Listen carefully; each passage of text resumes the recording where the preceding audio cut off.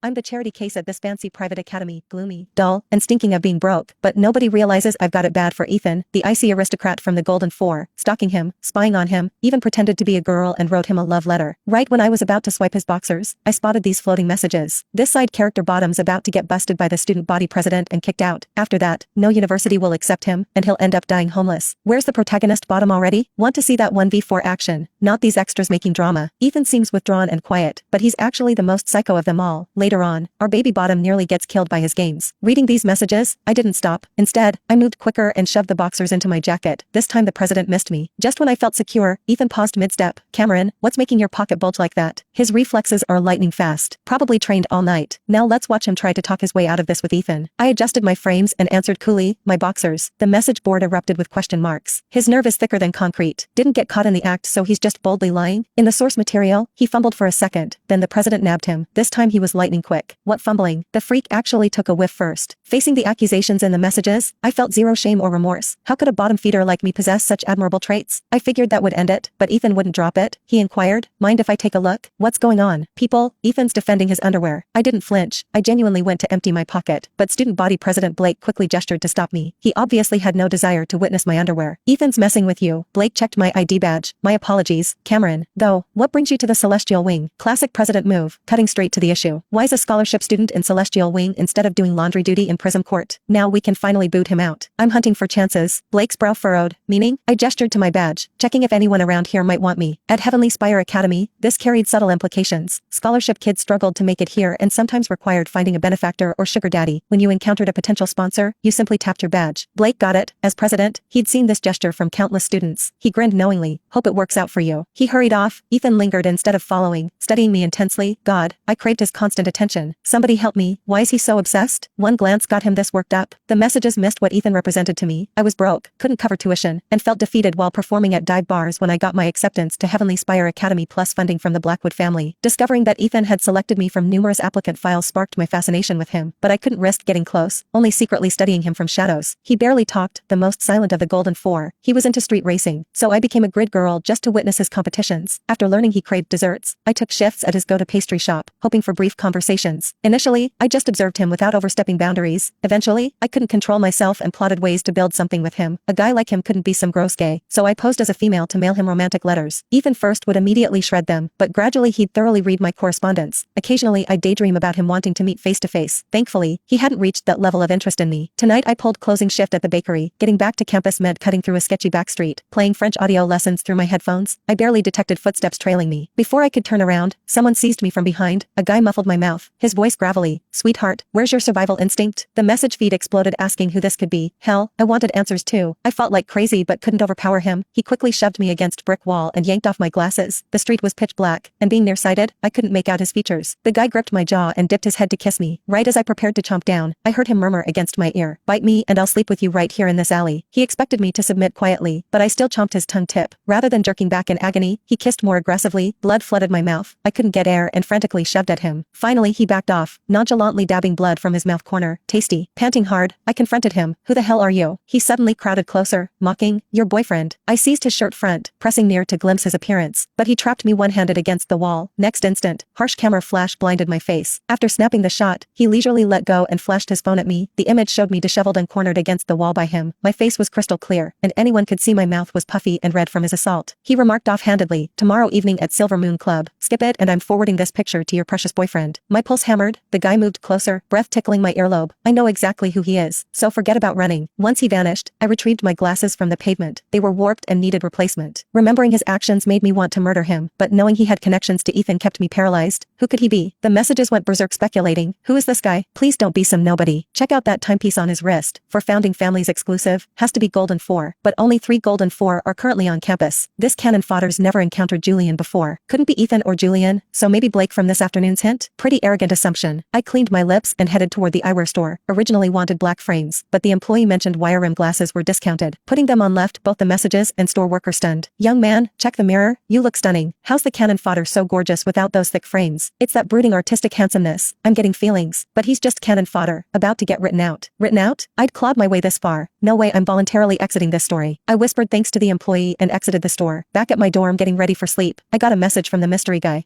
Snap a picture for me. I deliberately ignored ignored it. Seconds later, he shared a screenshot, his conversation thread with Ethan. Don't send one and I'll ship today's photo to him. Messages called essay creep while admitting it was thrilling, my hands trembling. I photographed my thigh.